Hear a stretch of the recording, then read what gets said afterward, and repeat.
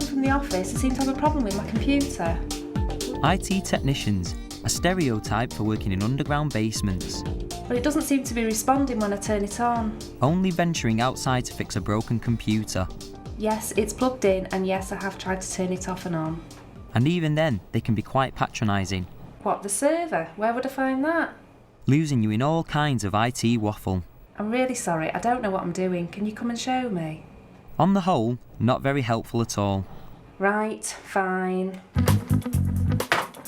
But is this how it really is? Nick Davies is an ICT technician at St Ambrose College in Hale, Cheshire, and is responsible for the running and maintaining of the school's entire ICT network, a role he shares with fellow technician Adam. I became an IT technician because I was into computers from a very early age. I studied at GCSE and A-level and degree as well. So I've always been into computers, and I found out that my old school were kind of looking for a new IT technician. It's not a role that I've done previously, but it's something I felt I could fit into quite easily, and I think I have. The great benefits of the job are the fact that you're always learning stuff every day. It's a new experience, and there's new problems and new ways to fix those problems, so I feel like I'm constantly learning. Because we've got a special maths and computing status here, the college really embraces technology, so there's a lot more variance of technology in the school and in the classroom. In the school here we have two networks that we look after, one on the administration side and one on the curriculum side. We also have 3 IT suites, a graphics suite and a language suite that we're supporting on a day-to-day basis, hardware and software. And we also cover various other technologies around the school, such as the fingerprint machine for sixth form registration. Morning. Morning. How you doing? Yeah, not bad. Yeah, fine. Right, got a few jobs. The first one is assembly. Need to set up assembly for a presentation that Francis House are doing. All the equipment's in Phil's room, so we can get it from there. A few other jobs which need doing today. It's fundamentally very, very important to prioritise. If you don't do that, then jobs which are critical to the school might not get done, and therefore cause greater problems in the future. So the ability to be able to drop that job and return to it later and pick up the more important jobs, prioritising your tasks is vital, absolutely. So, order of things today, we need to do the assembly first, because that has to happen before 9 o'clock.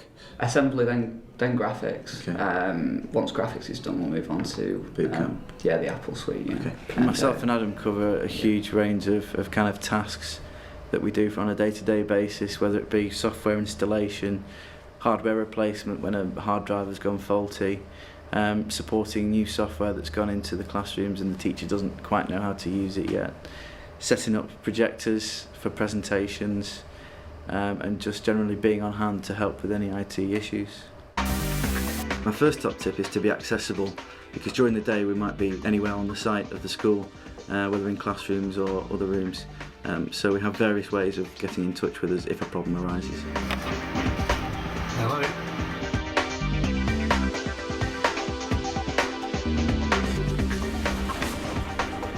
Oh, Nick, I was just wondering, I've got a problem actually. I don't think... Nick and Adam have been called into a classroom to take a look at a problem, though unfortunately it's proving rather difficult to fix. There's a wireless card in this PC here, and for some reason it's not connecting to the wireless network. Now I did go and check that the wireless router is working and it seems to be okay, so just trying to work out why we're not connecting to the wireless network. I'm just going to check on this laptop to see if we can get a connection so that the fault is actually with the PC rather than with the wireless network itself. Should his firewall have been on now? Should have been switched off. So it can cause connection problems if it's switched on. Yeah, I'm on the wireless fine here, so it's a machine thing. So we know it's definitely a problem with the machine rather than the wireless network as a whole, because I'm on the wireless network fine. Nick seems to know what the problem is, but with the next lesson about to start, it looks as though he's going to have to come back later to fix it. Basically, we think we've narrowed it down to the fact that this card is faulty. It's a brand new card, and it has been working, but we just can't get it to work. So we think it's this. The way to find out completely if it is this is to try it on another machine. So we'll go and try that now. Obviously, we don't want to disrupt the lesson any further. My second top tip is working as a technician. It's not always important to know the answer, but what is important is the ability to know where to look for the answer.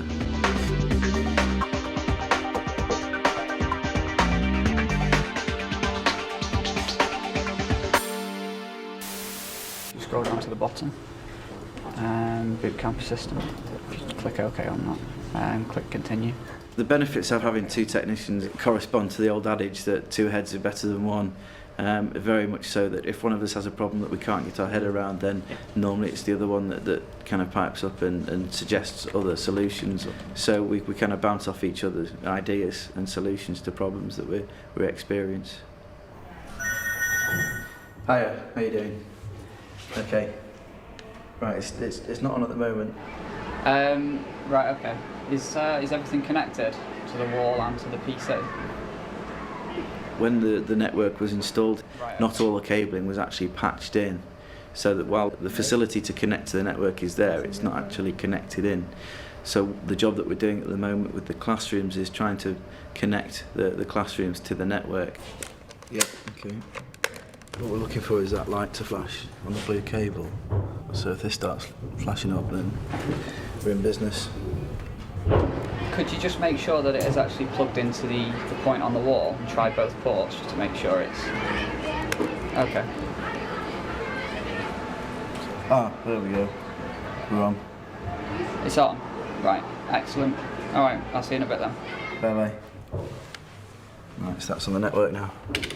Now, because the main stuff is upstairs and this is downstairs, it's a two-man job, and that's what we use the phones for, is because as soon as Adam plugs something in and this lights up, I know that the connection's been made, and that's really the easiest way to do this. Otherwise you'd be running up and down the stairs all day waiting for flashing lights. My third top tip is to have a diagram of the layout of the computers in the classrooms so that we can quickly identify which ones have the problems.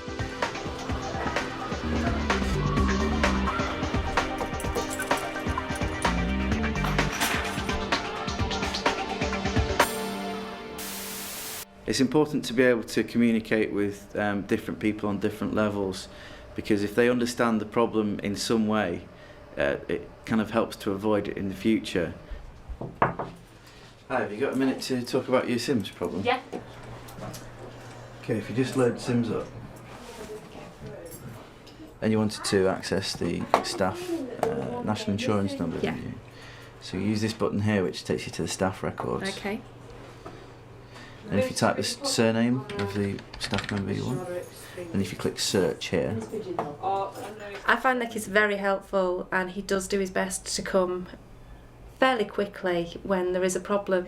So if I need to ask anything of Nick, he'll go through it step by step as to what I need to do and make sure I'm aware of what processes I need to take next time, so I don't have to keep ringing. so that brings his record up. Yeah. Double click that, and there you go, there's his national insurance number. Right, lovely. Okay. Is there anything else? I could do with knowing how to print labels if I do run of things going out to all the boys. Right, So, okay. Dead easy. It's later in the day, and Nick continues to work on the ongoing wireless network problem. This is obviously the same one of the same machines that we've just been working on. So we'll just make sure that, see if the card is faulty or it was actually the computer that seems to be going through, which would suggest that there is a network connection there. I can't tell just yet until I've logged into Windows, but if it's picked up that, then it's picked up an internet connection, or a network connection I should say.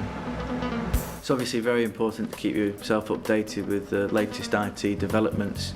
I subscribe to a magazine that helps, but also use the internet and other resources to keep yourself up to date. And we also have several courses throughout the year that we try to go on to kind of understand more about new emerging technologies that might be worthwhile using in the college. It looks like this network card is fine in this machine. You can see we've got a connection, and we can see that traffic is going through by these numbers here. Whereas before in the other classroom this was 0, so there was nothing coming through. We were sending stuff out but we're not actually getting anything back. So it's possibly something to do with his motherboard. So on the other machine, part of this is actually potentially damaged. Because this looks to be absolutely fine.